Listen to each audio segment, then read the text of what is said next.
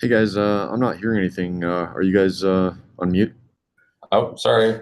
All right, It reboot. was really interesting all stuff. that you reboot. missed. Did you hear anything? Heard nothing. Okay. Oh my God. Nothing We from my just, side as well.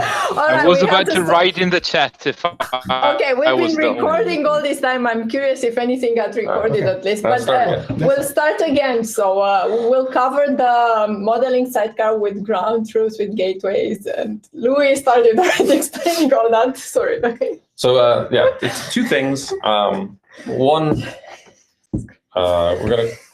I just want to acknowledge a couple of things up front. One, I wasn't actually planning on presenting this document today because I hadn't had any time to put into it over the last day and a half because I had some other meetings I had to go to, and so this document is not written in kind of a user-facing document-friendly way. There's a lot of, it's very dense. Right? It was designed to cover just the hard details and facilitate a kind of design review among people who were intimately familiar with the details. And then the second thing is why this proposal instead of the previous one around network scoping, and hopefully I can address that pretty quickly. And then we can drill into discussion about the document itself and the design choices and why some things are done the way they're done.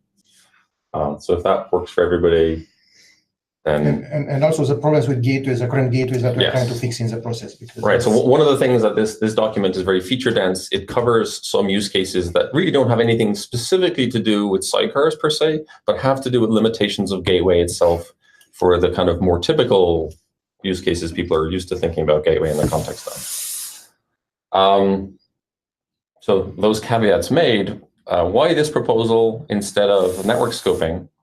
Well, there are two things.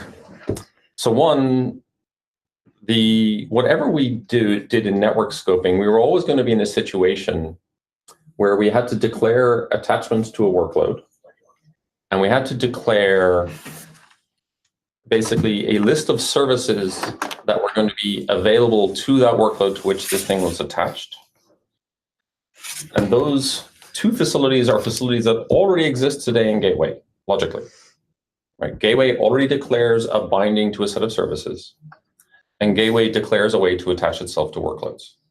Right? Currently, the way it's primarily intended to attach itself to just standalone Envoy instances running as middle proxies, but it already has a feature to just generically describe how it would do binding. And one point here is that the current specification is a bit confusing and broken in the sense that the selector in the gateway, typically, it's kind of not selecting a specific namespace, and it's very kind of vague. You're selecting ingress gateway, but that's actually running into your system and maybe running in a different system, so it's not very well defined today. Right. It needs to be fixed. So That's yes. If we were to, whatever we did, if we were going to define a separate resource to model a sidecar, it would look a lot like Gateway. And part of the reason why that would occur is because people still need explicit port control for certain types of workloads. They want to be able to control both the inbound and outbound ports for a workload as a sidecar. Right? They want to be able to control the port numbers. They want to control the protocols that are attached to those ports. And they want to be able to attach behaviors to those ports. Right? So port listener extensions, right, as covered, the Envoy extension stuff that we do today, you want to be able to manage those attachments. You would also basically declare the list of services you were going to attach, right? And you would have to model traffic running in both directions. It would look an awful lot like Gateway. So it didn't seem worthwhile, in my view, to have two resources that had fundamentally the same structure. Yes, there are some variants in use cases, but we've been a little trigger happy today in creating resources, new types to model similar use cases in the API, and we've gotten some pushback around API smear. And so we're trying to avoid that. So if we accept those things as true, and there was at least some consensus about that, but I'm happy to hear other opinions. Then what were the things that Gateway needed to be able to express to reasonably be able to describe the behaviors needed for a sidecar? And the primary thing was to be able to say that I want to be able to define for traffic coming into a workload or going out of a workload what that traffic is bound to in terms of the destinations, or for ingress in particular, local ports, right? The things that the workload would actually implement. So this proposal refines the gateway syntax around external services for egress to give the definer more control over how the services are basically converted into the routing table that Envoy is programmed with by Pilot. And that means it has to cover both service entry and virtual service. And also for ingress, to have simple inline declarations of port forwarding, right, where on ingress traffic, you receive traffic on a specific port, and you forward it to either the same port on the local workload or another port on the local workload, depending on what your configuration is. And to have the traffic capture for inbound and outbound be environmentally dependent. Right? And this last part is pretty important. Not everything that we do with traffic capture is going to be classical, socket accept calls in the kernel, right? We do fancy things with IP tables today. We may do with CNI, we might do fancy things with VETH or IPVLAN or other traffic capturing mechanisms, right? That we don't want to necessarily have to be able to declare all of those. We want a kind of placeholder for the environment to be able to say, look, I'm going to capture inbound or outbound traffic. You, the owner of the workload, don't have to understand how that's happening. You just have to tell me where you want that traffic to go. Make sense? Any questions so far? Okay. So this proposal basically covers those things and a couple of other things. And maybe I'll talk about the generic gateway use cases after we cover the fundamental parts for sidecar. So now we added type field to gateway, which indicates basically the basic structure of what type of proxy it is. And we have 3 fundamental proxy types in the system. We have an edge gateway, which receives traffic from outside the mesh and forwards it to something inside the mesh. We have a middle proxy, which receives traffic from inside the mesh and sends it to something else inside the mesh or to a known service entry. And we have a sidecar, which receives traffic from the mesh and sends traffic to the mesh. So this will be used by Pilot to generate different type of configs depending on the gateway, yes. Right? So it's a mandatory field. Yes. What's the default? It's not mandatory. It's not It has a default. Mandatory? It has a default. The default is edge, which is the Edge. current default behavior today for gateway. So if you don't specify anything, it's exactly like you have today. Right. So if you want to model a sidecar, you do have to say type sidecar. Okay. Right, we have to maintain API backward compatibility, and there are a couple of notes in here about backward compatibility issues, which we should definitely drill into. And for the edge case, do we model specifically the edge versus behind another load balancer? So the knowledge of whether you're behind another load balancer or not is tricky to model generically, right? Because we don't know exactly what that load balancer is It's not doing. user configurable. It's deployment configurable. It's Right. a different person. Right. So we actually you cannot had put it on an config. issue somewhere, and Yeah. we were trying to solve it by having a Helm config Yeah. to tell whether the gateway That doesn't is- change. That's still the Yeah, same. that's- Okay, so Yeah. we cannot make anything better. And it cannot be done. So, there might be an argument to say, like, we should have middle and we should have egress, right? Yeah. Just because there are some slight variations in the kind of default configuration we might do for a gateway if its only responsibility was to send traffic coming from inside the mesh to something outside of the mesh. But we already model that in our API. And it's good to define middle. Middle means a sidecar, not a sidecar. It means a proxy envoy that is not running necessarily in the same pod with Yes, it's not attached to it's a not workload. attached to a workload. It doesn't use IP tables, and it's kind of Right. separately managed unit that it can be controlled. Right, so it's an internal middle box. And that's a new feature that some users need. And again, some people don't. Yeah, a lot of people are actually doing this today. right? It's just we don't make it obvious for them. So is that like if I want to direct the traffic to a place and just record it before I send it out to the internet? Would I use Right. So, middle or that would be egress or the edge? typical stuff we're doing for egress would actually be a middle proxy. Ah, okay. So we already have a model in service entry to say that the destinations for this are mesh external. Mm-hmm. And so middle proxy would receive traffic from inside the mesh Mm-hmm. and send it to something. Okay. Now, if there's a better name for that, I'm totally open to Yeah, that. the egress So gateway egress is middle now. Yes, and egress would be middle. Egress Edge gateway is is middle. ingress. Yeah. No, ingress is edge. And but use of ingress like we are doing for multi-cluster where it goes to egress, ingress, and so forth, are middle. Those are middles because that is mesh internal traffic. Right. Okay.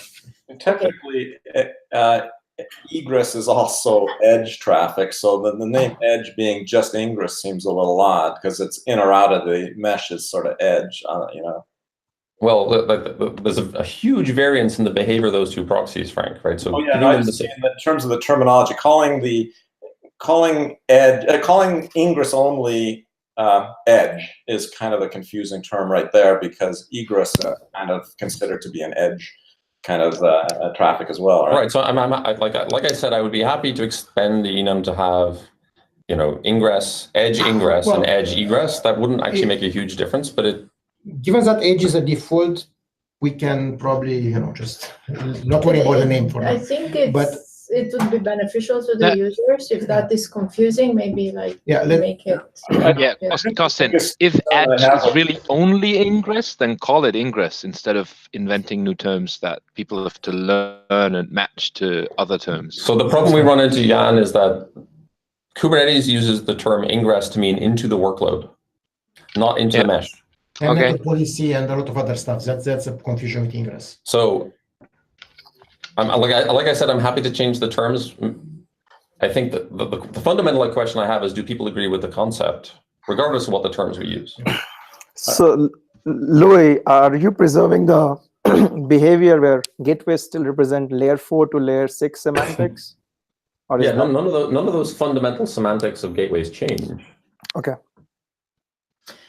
By the way, maybe it's not clear, but all these changes are backward compatible. So there are just new things. There's some subtleties. There are some subtleties, and we'll go into those. We have to go over that then. The fundamental problem I sort of have with this is not that, you know, the concept of that this is all important and useful stuff. It's that it's just way too confusing. And I think a lot of it has to do with the terms, maybe like this whole thing calling, you know, the combination of type and bind and, you know, edge being meaning ingress only and stuff. There's just so many things that have to be explained and learned before you can get your head around any of this is sort of my concern here.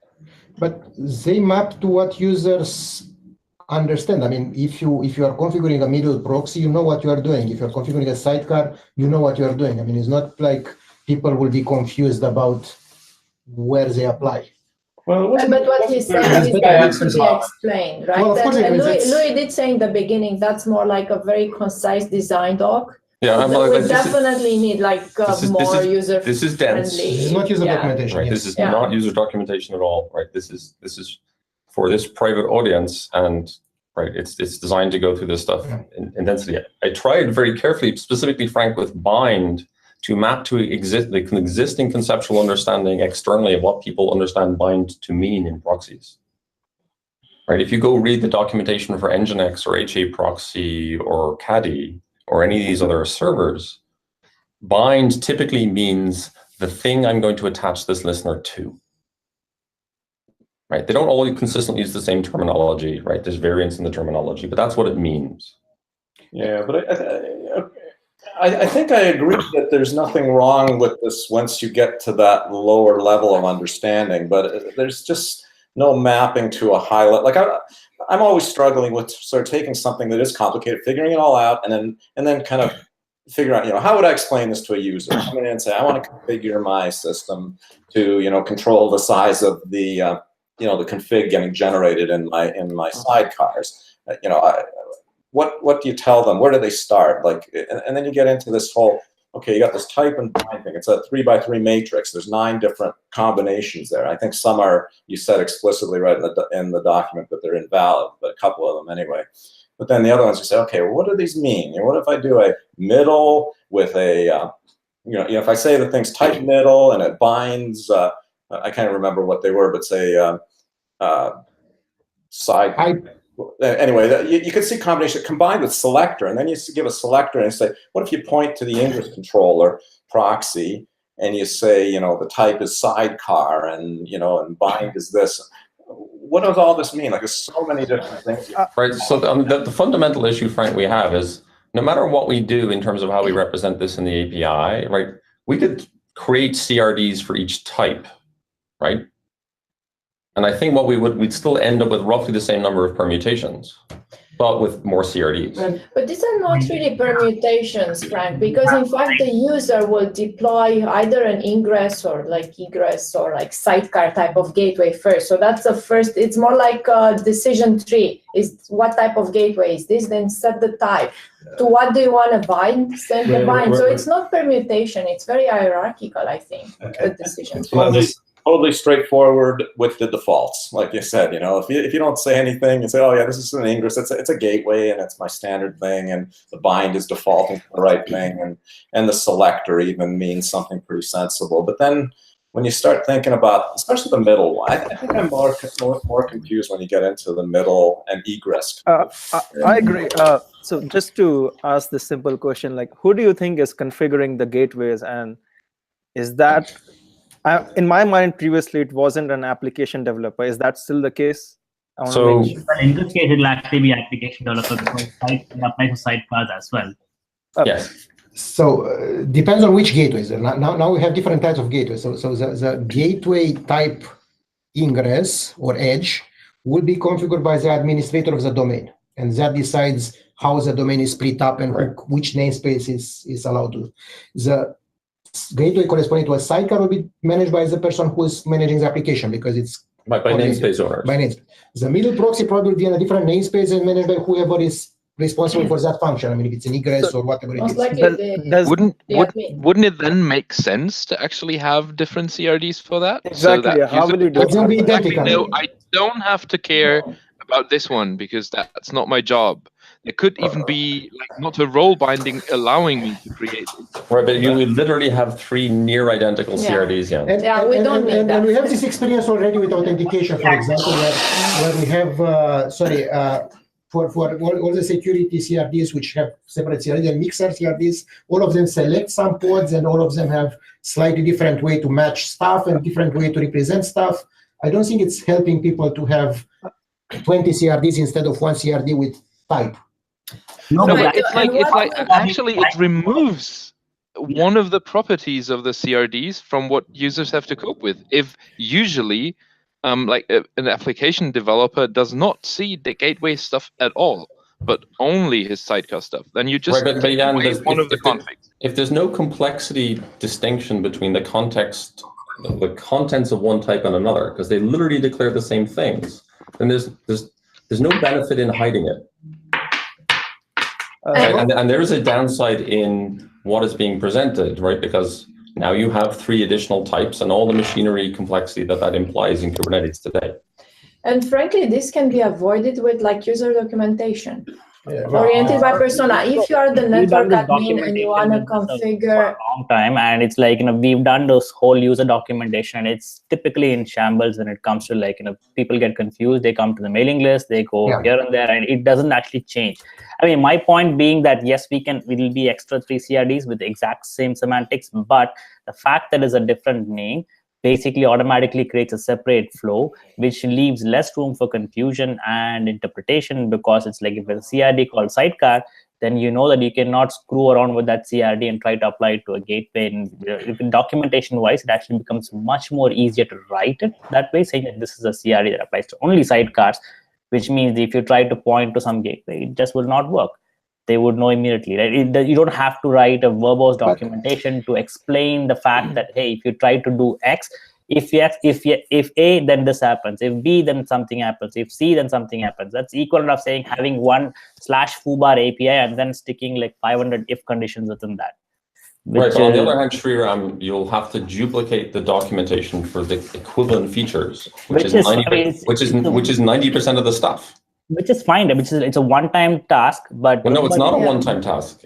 Anytime somebody goes changes one CRD, they have to go change all of them. Sure. I mean, it's wrong, but And that's we already So let's have not- too let's not- many CRDs. Right, so let's not pretend yeah. that it comes with no cost. no. to fragment the I chain. agree, but I'm saying that is our cost, because in terms of the clarity of the system, it's actually like much more clearer, because you know that there are 3 different rules and 3 different things that you cannot. Right, but Right. so I think there's disagreement about the benefit Yeah. that brings. And also, in reality, what we are configuring Envoy or whatever other proxy we're going to have.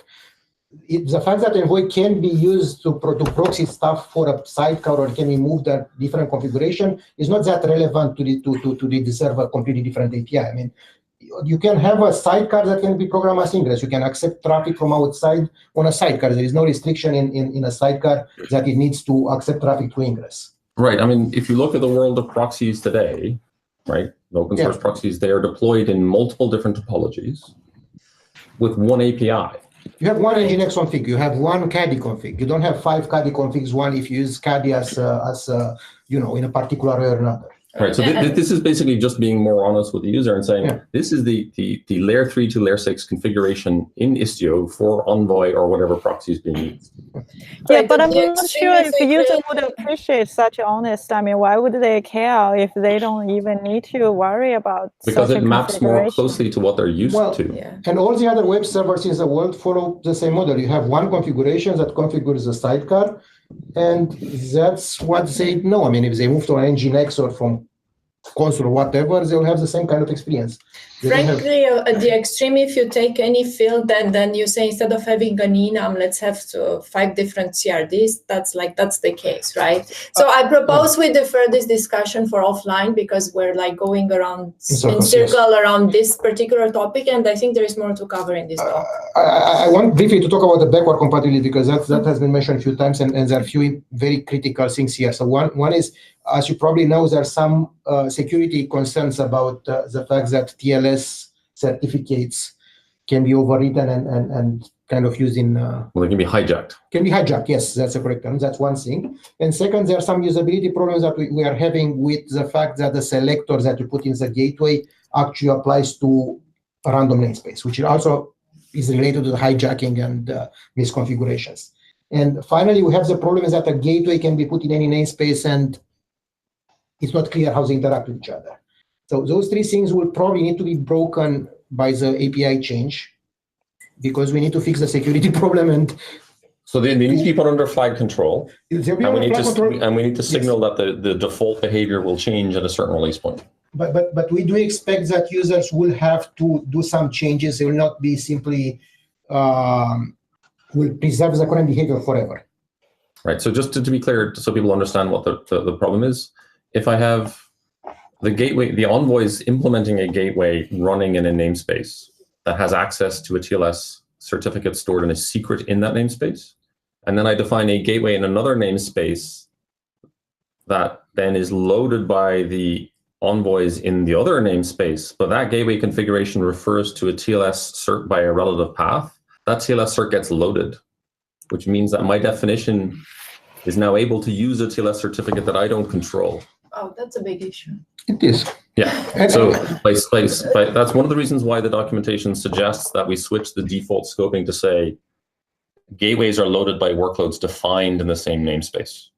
And only visible in that namespace. Now, to not break people in a backward incompatible way, we'll have to put an option for flag to say that we will continue to merge gateways across namespaces if that flag is enabled, and the default on upgrade would be enabled.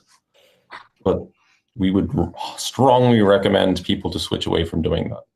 I guess we would need to, and everybody would need to notify customers using that in production, right? Yes. Because that's a security flaw. So I think it's we're in their best interest to do the migration. Yes, and this is much better aligned. It is a security flaw only if you're using namespace as like units of tenancy and you're separating things, whereas in the single tenant clusters, it's not typically an issue. Right? But sure, there are tons of people where... No, I agree. I'm not saying that this is not an issue. I'm saying it's right. So it clearly is an it's issue for the right. multi-tenant namespace. Forget about tenancy, right? I'm an admin, and I don't want one of the other employees in my company to be able to exfiltrate the cert. Yes, Right? what I'm basically saying giving is you it is an access to it. issue only in these kind of segregated scenarios where Right. you just have like an admins Only and production environment is an operators. issue, yes. Right. So only in production Also environments not, for large that is all, deployments. yeah, exactly. Where you have multiple levels of hierarchy, and like there Right, are so- people who I work with who I just have a simple production Right, but cluster. that- which Yes, is running. It's a security problem only where security is a concern. So I think it's not our job here to determine if how bad this is for a particular customer. I think our job is to inform them about this and let them decide, how bad it is and how, like, all right, give them let's keep going. a way out, basically. Let's go over the use cases actually, because So, coming back to the syntax a little bit, so we have bind, and bind allows you to declare what the gateway, when it's instantiated at runtime, is going to listen on, what logical or actual interface will listen on. is that particular section of the gateway? Yes, that block, right? Because gateways have multiple server blocks, right? Which today so far have mostly just been, I'm going to listen on this port, or I'm going to listen on this port, and then they have hosts that they serve on those blocks, on those listeners. So this just gives you the refinement of control to say, well, I want to be able to have this listener be binding maybe on a specific IP, right? Particularly in the case where you have two network interfaces, right? You're a middle box or an edge proxy. You'll bind on the IP that's publicly visible, but you'll forward traffic on some other internal interface, right? That's very typical. Or bind to localhost, for example. Yes. What's shown here, though, is I specifically provide a kind of a standard set of binds for ingress and egress. And these are basically placeholder binds to say the environment will figure out what the actual physical bind is. And we need that because if we're going to have some people use IP tables at runtime and some people use veth or something else, right? If you statically declared what the bind type was, then every time the environment needed to use a different bind, the API wouldn't work for them, right? So we need some indirection. And the indirection here is to talk about the directionality of traffic, right? Using the standard Kubernetes terms for coming into the workload and going out of the workload, where the gateway is running.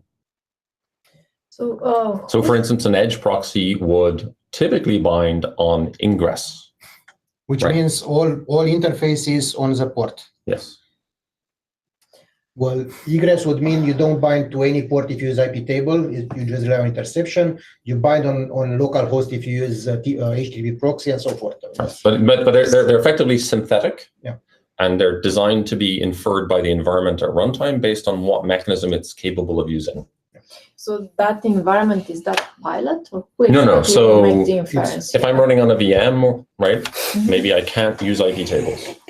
Okay. Right. So something in the environment, when it says, hey, pilot, give me config, it will tell pilot what it's using for traffic capture. That's what we are doing today for T-proxy, for example. I mean, the sidecar has an metadata, which is a capture mode T-proxy.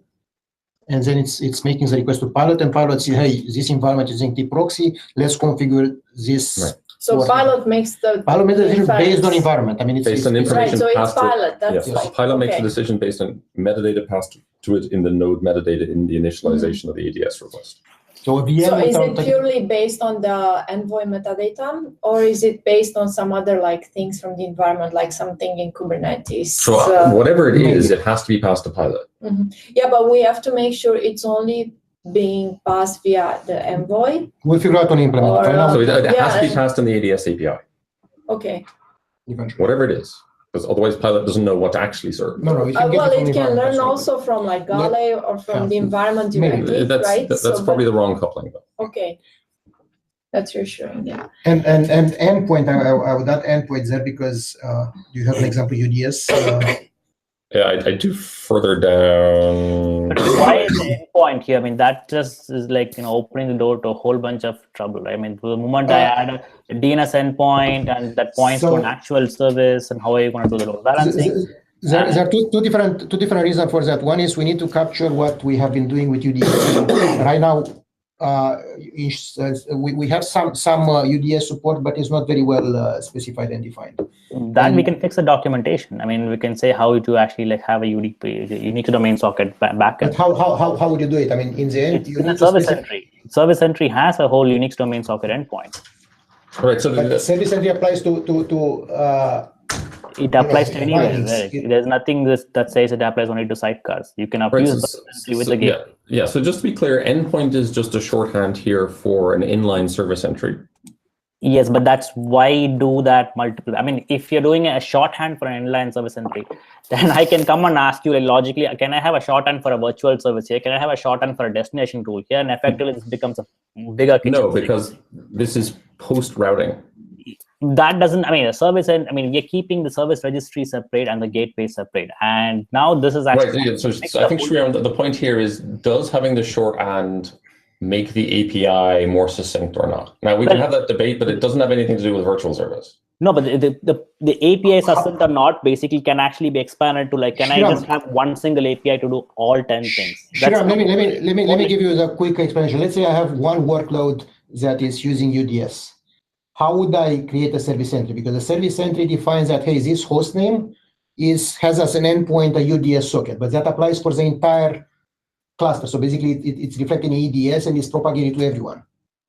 Well, no, we can have scope the service entry only to the particular namespace. So basically, we'll put a selector on service entry and then not selector, scope it. Scope it to the namespace. How would you scope it? Scope it There's to a config scope which is private or public. So it's actually no, but it's not public or private. It's my one workload in a one namespace is using UDS because that workload is optimized. Everyone else is using TCP. Right. That's why if that service entry in that particular namespace is private, then it's not going to be visible to all the other namespaces. Okay. And then within that particular namespace alone, if that service, it's only a matter of like configuring the service entry for everybody else, right? And you can actually either specify a dummy IP or something of its sort and basically ensure that. Right. So, Sriram, I generally agree. Right. Service entry can cover this use case. But take a look at what is the use case? So there are two use cases. Besides UDS, like is there some other use case? Is no IP table interception for sidecar. Like no IP table like CNI plugin. No. Completely. You like Mixer and Pilot. You have a sidecar envoy listening on port 8000 or whatever port, and then forwarding to localhost port, a different port. There is no IP table, no contract. Right. Well, that's the server side. Sriram is objecting to the destination side. We can cover that use case with service entry. The only reason again, let's say we put localhost 8080. I mean, how would the service entry? Right. So it's literally have to have another section, another service entry, right, with some kind of name. And say send it to this. So this service entry applies when you get incoming traffic, and then everyone else will see a different service entry because IP addresses will so external IP. The Sriram, the reason to do this is because I don't want to create an alias, right? What do you mean? I mean, so we also. So what if I wanted to create a service entry for localhost 8080 for ingress traffic? What would I call it? What do you mean? I mean, for ingress, we just create a service entry and make it private, and then you also have. I know, but I have to give it a name, and I have to give it a DNS name to be valid, right? No, you don't have to give a DNS name. Service entry. When I create a service entry, it has to have a host, right? And that host would have to match what was specified in the host block above. Otherwise, it wouldn't be able to bind. Sure. Yes. Right. So then it has to have a name. It has to follow the DNS semantics. And what name do I give it? That's the logic equivalent of container port. Right. So it's just say local host or local domain, right? And or like just add another the same host that you specify here is what you can actually specify in the service entry as well. Right. So then the question I have, and it really is just about, is the API more succinct or not? Is that indirection helpful at all, or is it just you're just trying to inline the endpoint? Would the user be confused if it's right? We're doing the same thing for the whole SNI routing thing. I mean, it's actually like, if we're going around the world, say like, for succinctness sake, we actually have to specify a gateway and a virtual service where it's a redundant term where you specify the same host in SNI route to the exact same service. I know. So if you're doing it that way, then it's like, we follow the same approach where we keep the APIs decoupled and we actually route it through these blocks rather than trying to merge, because then it doesn't like go well, right? So, all right. So I don't want to get too hung up on this because it really is just for succinctness. I don't think it's only for succinctness. It's also service entry currently used for egress, for defining egress, and it's also used to define a list of real IP ports.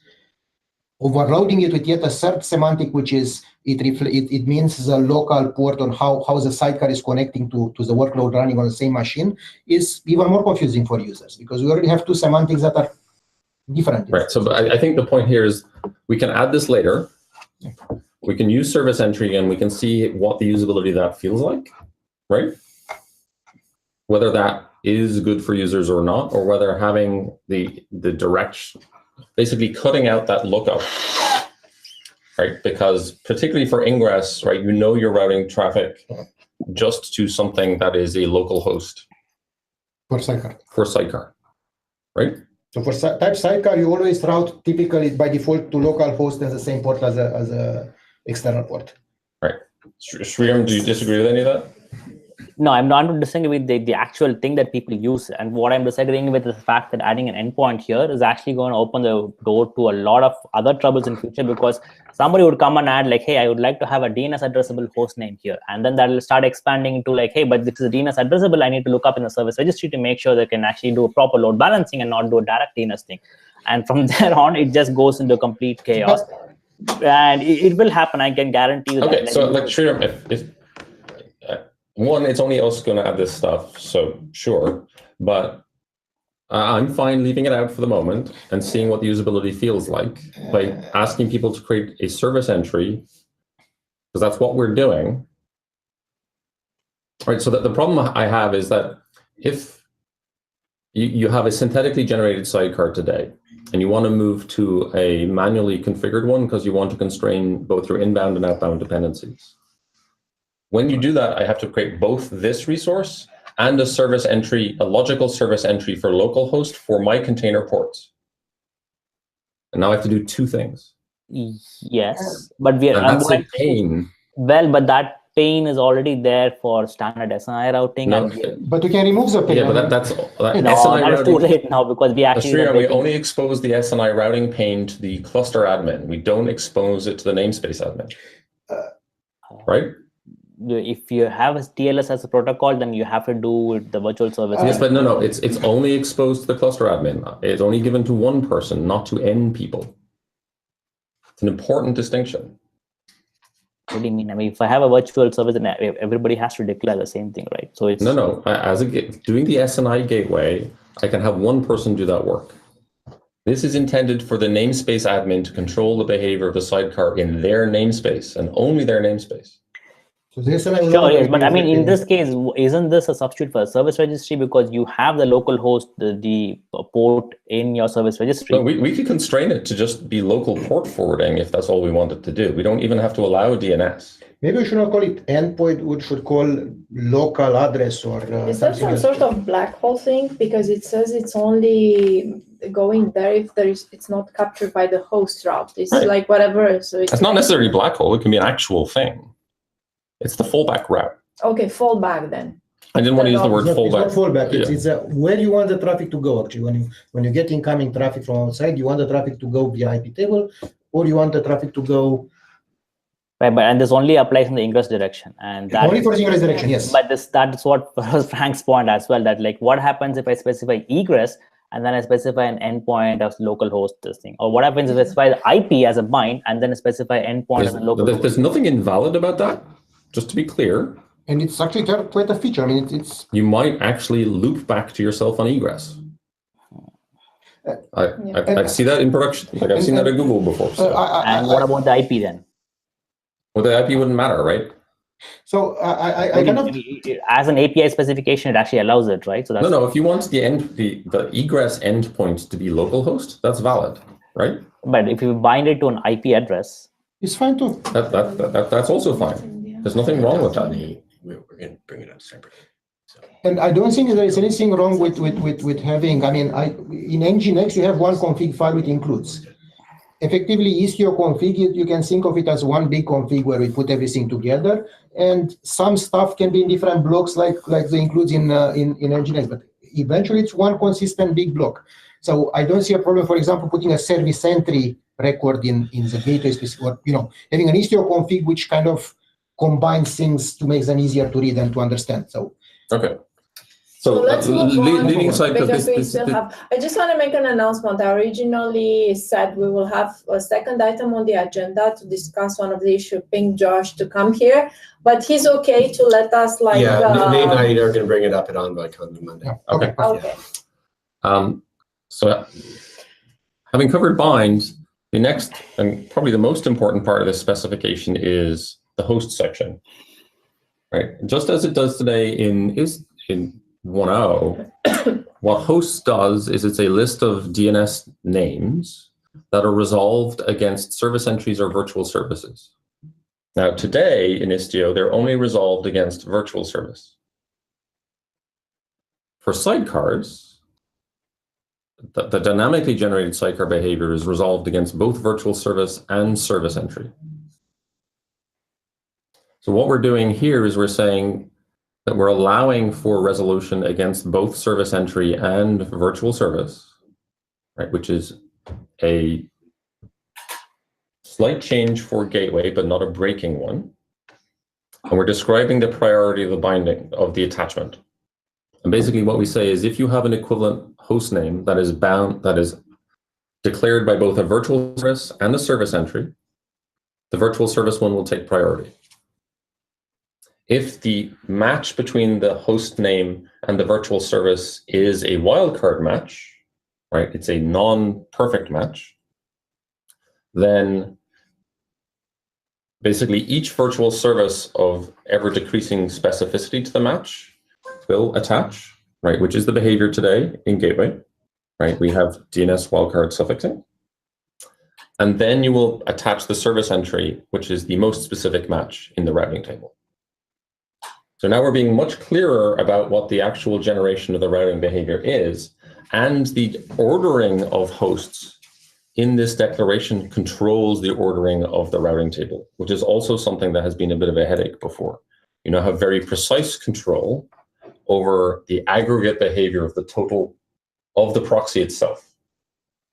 So for instance, I can now put a declaration in that would guarantee that some path match on star would occur before any host specific matching or other things like that. Or I could put it afterwards if I want host specific matching to take precedence by ordering the declaration of the hosts, right? So one of the problems we've always had with Istio is the ordering of routing has been, in some cases, too synthetic for people to control. Now we're saying it's very specifically declared by the ordering of hosts in this declaration and the services to which those hosts attach. Good. And that's really important. It's not a breaking change in the API because of the way we handle things today. Yes. So, and that's described in some detail. Accidentally matches the current behavior. Yeah, it very intentionally, carefully matches, and that's described down here in this block. Right. This is designed to be backwards compatible with the current behavior, and there's a variation for the sidecar when there's no exact virtual service match to fall back to the service entry, which also matches the current behavior. But we very clearly say that the ordering of the entries in the host list is significant. The other thing, awesome. The other thing you'll notice is there is syntax now in the API to scope the reference to a namespace. And there's some debate about what this syntax should actually look like. But this base syntax is saying, I want the definition of example2.com from namespace 1, and not from all namespaces. Or a random one. Or, yeah, an arbitrarily random one chosen for on your behalf. What we have today. With, yeah, namespace bingo. Syntax that indicates this? Is it the colon in the syntax of the host name that? Can you highlight the Yeah, it's basically, field, so. yes, it's a namespace column You are actually. service entry, which is kind of the natural thing to, I mean, we can put slash or whatever, but. Yeah, there was some suggestions about using slash as the separator here. Right, so basically the example above, and actually I can just go down to the bottom. We described the syntax. So the syntax for an entry is now this, right? There's an optional namespace name that has a separator from the host name. If the namespace is elided, it's the equivalent of saying all namespaces, right, which is the current behavior. And both are wildcardable. Me with the example, the dot sales star dot sales dot front end, you said from the same namespace as opposed to all, and there's no colon in that example. Right. So yes, I did mean to follow up on that comment, Frank, and you're right. Oh, okay. So it is just a bug in the description. Okay. Right. So there's a debate about whether the default namespace reference should be the same namespace as the definition or star. Yes. And that's a worthwhile debate to have.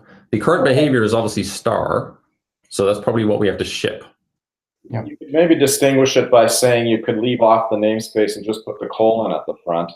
So, and that's the way to say current or something like that. We could do that as well, yes. Yes. So there are probably some star or something like that. That's a breaking change, I think, if it's the way. Yeah, no, if we change the default to be same, you're right, it's breaking, which is why, yes, that needs to update.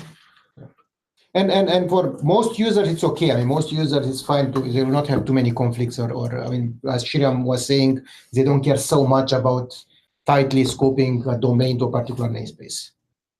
Right, yes. The probability of conflict on a given domain is low. What you're more like, there are people who will have conflicts, and so they'll have to pay the tax of using the explicit namespace name. But the current reference versus reference all is probably not that important a distinction to make, and so it's probably fine for the default to be star. Does that make sense? Yeah, I think so. I think like I said, you could easily just say that you can have both behaviors by just saying that the syntax is colon star dot sales dot front end for the. Sure. Yeah. I mean, we can do that. That would be fine. Even look nicer if it just said slash with nothing before the slash.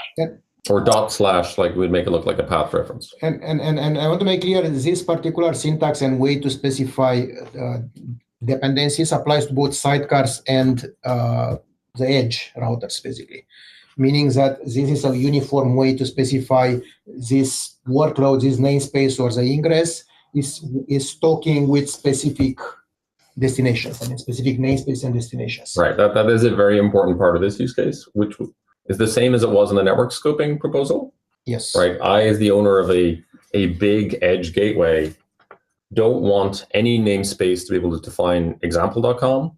Right. I want to be able to control which namespaces are allowed to define example.com. That part's in common. Any major objections to this? Well, this part of the proposal I like it. It's nice. It's just the behind the type stuff that's, I think, just going to blow people's minds and try to figure out what it all means, unless we can explain it and scope it in a way that people can understand the simple cases. And Frank, I think this is a part that will probably implement first in 1.1. For the rest, probably will have some time and it's affecting only specific users, so it's probably doesn't have to be a major part of 1.1. Can I share my screen? I just have Yes. some simple. Yes. That's why you need to. No, I think you should you be can able just to share. share. Yeah, It's you fine, just share. maybe, yeah. Yeah, more than one people can present Yeah. at the same time. We just toggle back and forth And between. people can go on the right side of their screen and pin a particular. so I mean, I just like cooked up a simple like a separate CRD version where like I don't know if you guys can see the screen, but this is the one which shows like the whole. Can you just enhance a bit? I'll just increase the font size or the whole. Not enhance, enlarge. We're still seeing Louis model in the sidecar doc. So can you go on your left side and you will see probably Sriram's also, and you can click on it. Oh, okay, gotcha. Right, and so I don't know if now people can see this now, but this is basically like, is that screen visible now? So it will not apply to a middle box. Why would this configuration apply only to sidecar and not to a middle box? Because it says it's a sidecar A, and B, Right. like, So the distinction, hold on, there is a bunch of things, right? One is you can select a specific workload for things that you actually want, right? And you can specify cleanly like an ingress servers and egress servers, where within an ingress server, you can specify the IP that you actually want to bind to, or an Unix domain socket that you want to bind to if need be.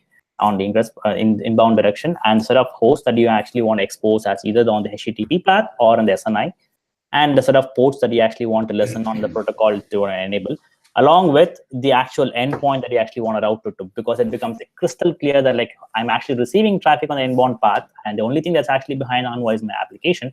I can define a Unix domain socket here, an actual endpoint here. Yeah. The same thing applies on the egress path, where you specify, hey, here is a sort of egress servers that I'm actually going to expose. I can either bind to an IP or I can bind to a Unix domain socket, depending on how the application wants. And then the same set of syntax that you actually have. So this will no longer have to be in the gateway, but like same namespace star and service namespace and blah blah and all other stuff. The gateway part. So sure, just quickly, I think everybody was fine with having namespace references in gateway because we need that for the generic use cases. So the namespace reference within the, confine the workload to the namespace and all that stuff is fine. What I'm saying is the whole ingress, egress, and the binding to IPs. Right. So this is just the typing, right? I mean, this is just the same typing expressed with a CRD instead of a type field. Right, but and different like field names, not overloading. Right, so we have different field names. And with the clear separation. And so this basically means the gateway spec that you actually currently have will boil down to you will no longer have binds, you will no longer have these endpoints, and what you'll have is the selector will actually apply only to the local namespace and not anywhere else. So we definitely need the synthetic bind, right? Because we need the environment to be able to choose how the bind occurs. But why? Because this thing gateway is now either a middle or an edge gateway. You don't no longer have an ingress. Regardless of what API we use, the bind has to be able to be synthetic. Yes, but that's what I'm saying, that you no longer have to have a bind, because when you specify an ingress server, and if you omit the bind, it'll automatically bind to all the ports in the ingress path. And if you omit if you specify an IP, then it'll only bind to that IP plus a set of ports. And the same thing can be applied on the egress path as well, where you specify, if you don't specify a bind to IP, then nothing actually gets bound. But you actually end up binding to all the possible, the required ports on the egress path. And the IPs, and if you specify a bind IP, then it gets confined only to those IP addresses. And what about with the mesh gateways that we had before? The word mesh gateway. Yeah, but mesh gateway is just a way of referencing all the sidecars in the mesh, right? So that has nothing to do with you don't have to define the gateway as it is. So basically, what you're saying is that because everything you have here, or most of it, will also need to be duplicated in gateway, because for ingress you also need to specify. So this part does not have to be duplicated in the gateway at all. Because the gateway also need to specify, the gateway also need to be able to specify a regular middle box or edge. We need to specify the namespaces where it's going. So yes, we have the irregular middle of, I introduced the middle or edge thing because we were actually doing the bind business. And once this whole part is gone, the gateway no longer has to differentiate itself as an edge or a regular, because it's it is a gateway, and today we are using it in the exact same way, and people can just drop in a gateway and do whatever the stuff that they want to do. Of course, with all the smaller changes that we've been talking about, confining the workload selector only to the local namespace and all that stuff. But so Sriram, before we go too far, I think this is obviously the same capabilities expressed, just using a different syntax, right? Yeah. There's no functional behavioral difference between these two things. Is that fair? There's no. Right. Yes, and literally none.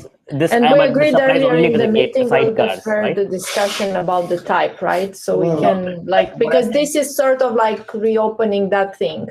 Yes, this is about what is documentable. Yeah.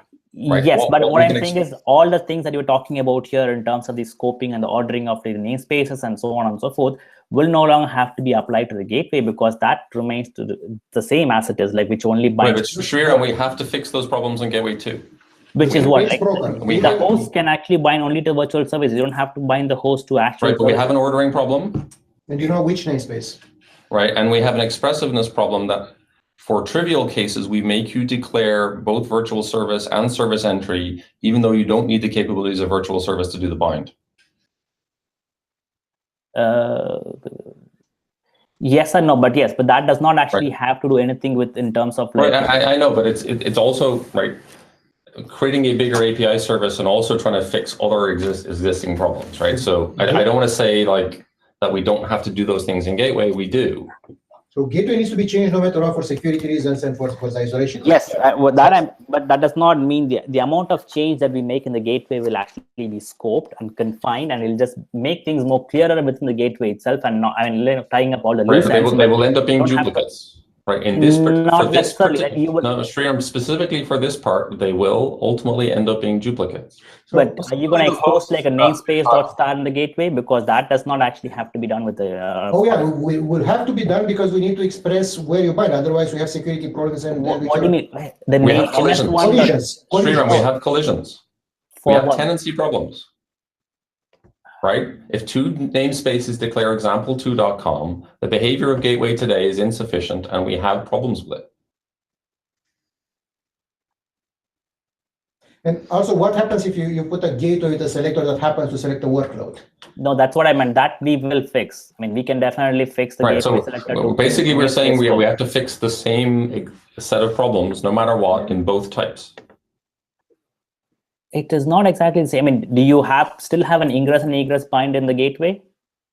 No, forget about the synthetic, like you're using a field name to represent ingress as opposed to me using a type name. We're saying that the ordering of binds to host and service entry is the same, that the scoping to the workload is the same problem. Those two things are in common. The only reason we have bind, egress, ingress, and IP is because we need to represent the binding to a specific IP, multi-interface, and local host and other stuff, which are common for gateways and sidecars. Both of them need the way to specify. Gateway does not have an egress. Gateway only has an ingress, and you can specify what IPs you want to bind. Gateways have egress as well, Sriram. Egress implies traffic originating from the pod from some application and goes out of endpoint. No, egress means traffic going from the particular sidecar to outside. Yeah, but that's already modeled in service entry. Not a gateway. That's only one. Yes, that's not a gateway. Like today, the gateway is only like, I'm just only receiving traffic from somewhere else and I'm actually forwarding it somewhere else. There is no notion of an egress inside the gateway. Well, that's what this API is doing, is adding this notion. So an ingress gateway will have an ingress section and will have an egress section which specifies the namespaces. Basically. Okay, so leaving the bind versus being a type field in gateway versus an implicit declared field in Sriram's CRD, they're logically exactly the same thing. But do we accept the fact that we still have to deal with the workload binding, right, the selector side, and the ordering of hosts and the scoping of the referenced services to namespaces equivalently in both gateway and side or in the other form? Yeah, but I don't think that necessarily results in any duplication. It's like you design this syntax for hosts and you design, and you say basically in the documentation, this is the host syntax. Yeah, no, I'm leaving the documentation issues aside. Like, as basically we're just saying that these are just syntactic differences. Yeah, but I think the point is though that the stuff that's potentially reused and duplicated it's just a design that's used in two different places. It's not a whole new, duplicate. Right, but then the meta point, Frank, is if they do mostly the same thing most of the time, what is the value in separating them? And the only value I've heard so far is I agree with that. That's comprehensibility. That's different from my point. But I think the real point that Sriram's making, I thought maybe we're just wrong, or I'm wrong anyway, in thinking that a lot of this stuff does not apply to ingress and egress gateways in the old terminology. This is all very, very specific, sidecar kinds of advanced configuration. No. So ingress clearly applies to edge gateway, right? Yeah, but the binds to ingress definitely applies to edge gateways for traffic coming in from outside of the mesh, where they don't know in advance how the environment is provisioning the IP or the traffic mechanism to receive that traffic. So that needs to be synthetic for edge ingress. You're saying IP is needed there anyway? No, not just IP, because IP you can only use IP if it's static. But if it's dynamically given to you by the environment, then you need some placeholder for it. You also need the protocol because for egress proxy, for example, you may have an egress proxy that using HTTP connector or SOCKS. It doesn't have to be, the current. Keep in mind that when you specify a gateway, you can also specify the host as a star, just plain star today. And this syntax, what it implies is, this is what the discussion we were having already. It implies everything inside the service registry will end up being exposed. If you actually automatically provide the gateway with the ability that you can specify a host name from the service registry and it will just get exposed in the gateway.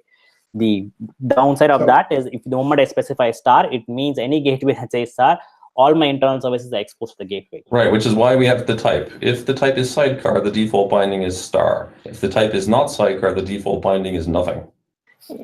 Right, but if the type is an edge and I specify star, thinking that hey, this syntax allows me to do star : star, will that actually mean like I'm actually exposing all services from internal? Yes, that's explicitly what it means. Yes. Yes. So we're kind of running over time, and I see there is the need to clarify what fields are specific only to, let's say, sidecar versus being applicable to ingress or egress or edge or whatever. If we find them, and like have a bit more like use case focused really configuration. Yeah, like I said, if I want to do I wasn't that expecting means to I know, like and... I kind of pushed into that because I saw the document and saw the comments, and I thought we do need to have a discussion. So it does sound, just so we understand what we've agreed upon, right? Rather, like whether we have one type or three, and how that type is expressed either as CRD or a type field, the need for control over ports,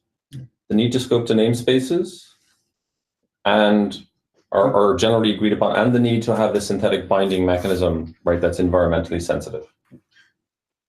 And the dependency of dependencies through this. Right, that's the namespace scoping tool. And that's the most stringent use case where we were supposed to, right. And frankly, I would really like to see how I as a user would go with implementing the dependency using this new type of config. So I saw there was at the end of the doc, the 3 use cases, but we need like an example. So, I have service A, I want to talk with service B and C. How do I do about that? Okay. So, yeah.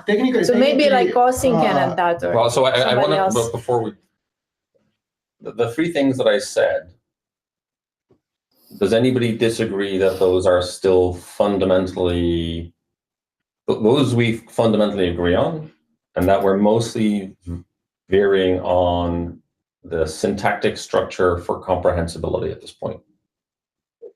Yeah, I agree. I think the question in my mind, though, is what's the 80-20 use case? Like, I think one of the use cases is the fundamentally most important one here. And if that's the hard one, or if that's kind of brought down because of the 10 or 20% use case to the point that becomes really hard, is what I'm So we expect that most users will have to create one gateway with at least egress definition for each namespace. Well, so in practice, what we expect is we have generated one ingress gateway and one middle gateway for egress for them.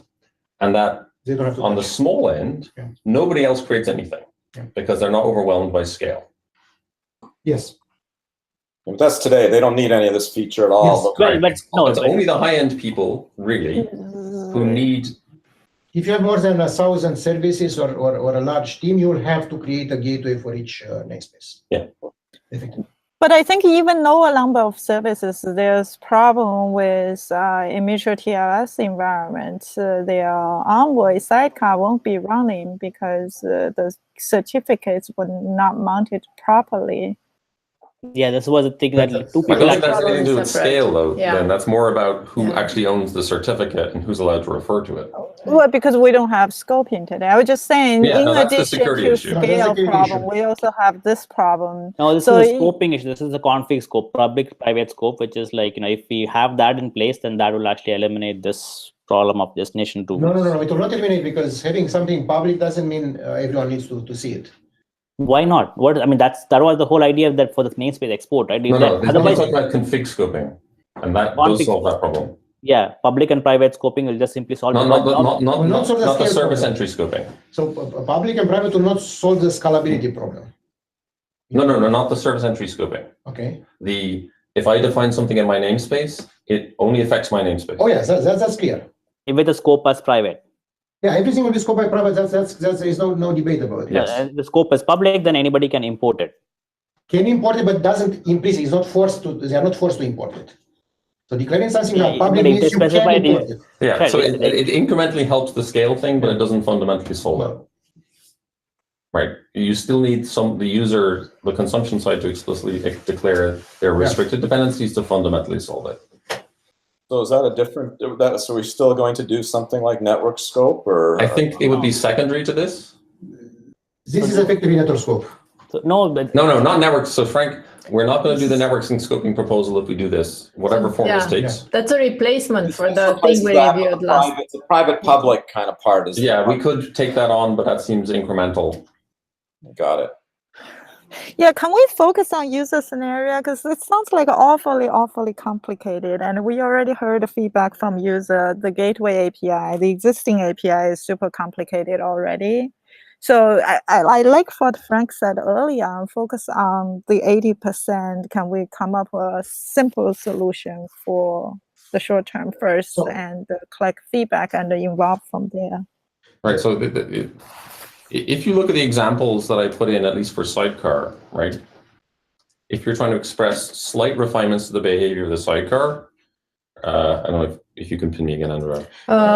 Trying, yeah. So they're not super complicated. And this proposal is actually solving some of the usability problems with the gateway today. The fact that we need to put a gateway in each namespace and the TLS stuff. And I mean, now it makes it much easier for users to specify a gateway only in the namespace where the workload is running and the TLS certificates reside. So Shriram, you're still sharing, by the way. So if you can pin me. I pinned you, but yeah. Oh, yeah. We can see you doing work, actual work, which is I was looking at okay. Which is what like this guy. But don't go in the private email. Yeah. So if you look, if you look at what I'm presenting, right, you'll see this. This is what we would typically expect to see someone declare to have a restricted sidecar for egress, right? Which is not a lot. I don't think we can see what you have. You're not. Pin. I actually pinned Louis because it shows here, but you have to pin Louis in your computer, Lynn. Yeah, so unpin Shriram. Or exactly, unpin. You probably pinned Shriram. Yeah. Oh, sorry, mate. Resume. Yeah. So this section is what a large scale user will have to do. Pretty much that's only things that they'll need to put in their own namespace. Nothing else. No more gateway for ingress. No more binding. Nothing else. Yeah. So the other thing that should be, and we didn't really get to it, is to declare to have a virtual service be used by, they say, the shared ingress gateway, which is the gateway itself is owned by an admin. You don't have to create a gateway resource in your namespace to do that anymore. And you don't even have to bind it to a namespace because you don't have to do either of those things.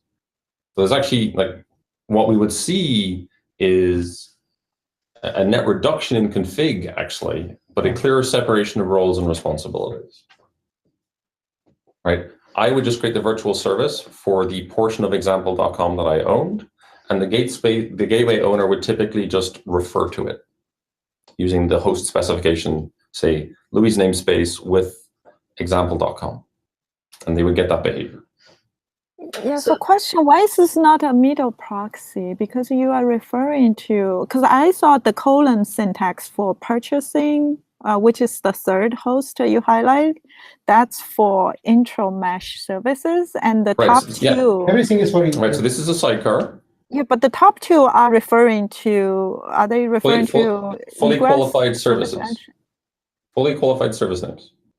Okay, so this is not specific to anything in service entry, though, because you said these resolve against the host names declared in service entries. In the destinations, in namespace X, you may have a service entry or you may have a Kubernetes service called service A. It could be a regular Kubernetes service. It could be a service entry. Or it could be a set of virtual service. All right, yes, and it could be a virtual service. And what I'm saying is I don't care which namespace this comes from. Mm-hmm. I just want that host, whatever it is, within the mesh. Mm-hmm. Well, like, it gateway.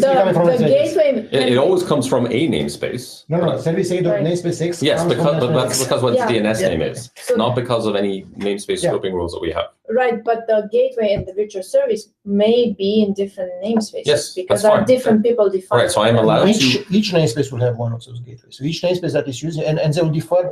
Let's not go there for a second. Sidecar, right? But maybe not. I am referring to services declared in other namespaces. I just showed some different examples here. I could make them clearer. That's fine, but that's what's happening. Yeah. And by but But I thought only the middle type can bound to a service type can bound to a service entry in the dock. No. No. Sidecar can combine as well. There's only edge that can't, right? Or the Edge does not by default. Well, Edge couldn't because Edge is incoming. Yeah, and everything else you can. Right. So Okay. the only reason why I said Edge doesn't by default, because that would be a behavioral change, right? From as an upgrade, it would be you would start binding to service entries where you weren't previously. But sidecar, if you read the description, right, very clear, I made it pretty clear here, right? That's what I'm talking about. And Okay, I see it. I don't have to define the virtual service in the same namespace as No. the gateway, right? No, Because you it's do not. going to be also the app developer who owns a You particular do namespace. not right? have to do that. Yeah. So app developer doesn't need to know the name of the ingress. No longer need to put bind section in virtual service. You just put the virtual service. The owner of the gateway will specify, hey, I want to use serviceexample.com from namespace foo Yeah. or from an arbit from the As- first yeah. if they don't care about that. Yeah. Right. So the consumer of the person defining the gateway only thinks in terms of host names and namespaces. Mhm. And they don't care if the host name is defined by service entry or virtual service, with the one exception of Edge, Yeah. which, because that's the default, we don't want to have a breaking change for Mhm. people in the API. But this is a config that most people will have to deal with. Right. So that's what we expect Right. the 90% case to be. Yeah. So this egress example, this first one, what if that was going to use an egress gateway? Would that just be change this thing to say type middle instead of sidecar? Otherwise, it's the same. That and then you have to have No, something. the egress gateway, the use of an egress gateway is not something that the user will configure. I mean, it's again not a user configure, it's an admin configuration. So the admin can specify all traffic going out must go through an egress gateway, put traffic policy, put whatever to restrict it, and it will be a mesh configuration or an admin configuration. You don't want to give user control over this or to have them bother with it. Right. So if we were egressing through the sidecar, Frank, then service A, imagine there's a host name here that had a service entry where it was type mesh external, right? And then it would go straight out to the sidecar. If we were configuring a middle proxy as an egress gateway, it would load that service entry. And then there would be a service entry in another namespace that was, and this we could pull from the other thing where we had public and private service entries, and it would point at the gateway. And it would look like a normal middle gateway declaration. So you're saying I would point in here to a service entry in the same namespace as the middle proxy, and with the actual like external service name? Look at the description in the network scope, because that one would still apply. Okay. But I can just cut and paste it into the doc. So then here's an example of saying, like, we want to have a ingress, and we have restricted ingress, and we're restricting by protocol and port, right? That's specific for people who don't use the IP table. So that's a very narrow use case, a 10% or whatever who don't use IP table. So these are all, and then there's an example of again the same thing for egress, people who don't. egress through HTTP proxy because you're not using IP tables, right?